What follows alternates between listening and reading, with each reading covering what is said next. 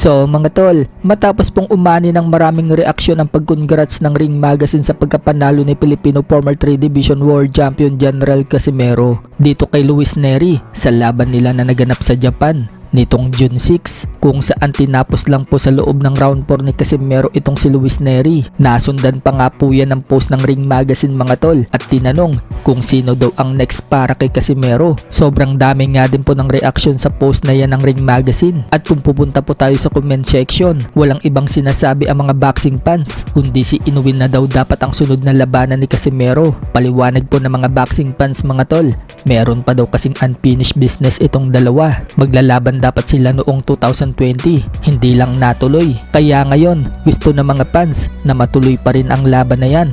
So kagabi nga lang mga tol, muling umingay na naman ang post ng Ring Magazine nang isama na naman si Casimero sa post nila. Tanong kasi ng Ring Magazine sa post nila, sino daw ang mananalo sa mga na-cancelled na laban? Nakalagay po dyan ang Inoue versus Casimero, Pacquiao versus Spence at Tyson Fury versus David Haye. Isang oras pa nga lang po ang nakakalipas mula ng i-post yan ng Ring Magazine. Nasa 1,300 na po ang reaction. At kung magbabasa po tayo sa comment section, Casimero versus Inoue ang sigaw ng mga boxing fans. Dapat daw matuloy na ang laban na yan. Katulad ng sinabi natin mga tol, may unfinished business pa ang dalawa. Yan ang parating sinasabi ng mga boxing fans. Ngayon na nga daw ang tamang panahon para magtapat ang dalawa. So mas maingay pa nga po itong Casimero versus Inoue kaysa sa nilulutong Inoue versus Bam Rodriguez. Mas dihamak po kasing sobrang daming reaksyon kapag Casimero versus Inoue na ang pinag-uusapan. Kung pupunta nga po tayo sa post ng Ring Magazine sa Inoue versus Bam Rodriguez, makikita yung diferensya ng reaksyon. Mas dihamak talaga na mas marami yung reaksyon ng Casimero versus Inoue. May mga nagsasabi naman mga tol na mukhang napapansin na daw ng Ring Magazine si Casimero, at alam naman ng karamihan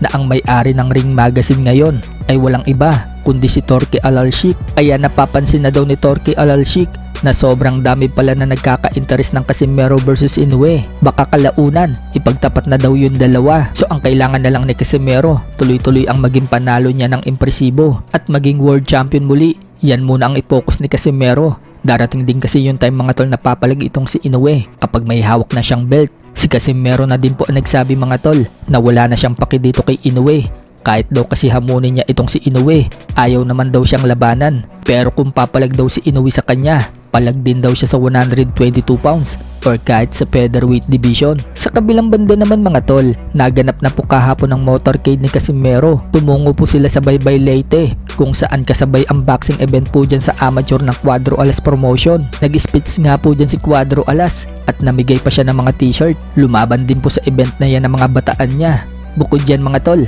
nagpa-premyo pa si Cuadro Alas ng karambola sa boxing, kung saan nakapiring po ang mga boxers at nagsuntukan sila sa ring. Lap trip pa nga mga tol ang nangyari dahil nadali po si Jason Casimero ng isa sa kalahok. Coach po kasi si Jason dyan mga tol at nasa taas siya ng ring. Napababa po sa ring si Jason pero hinabol po siya ng suntok. Makikita mga tol na tinamaan sa tagiliran si Jason.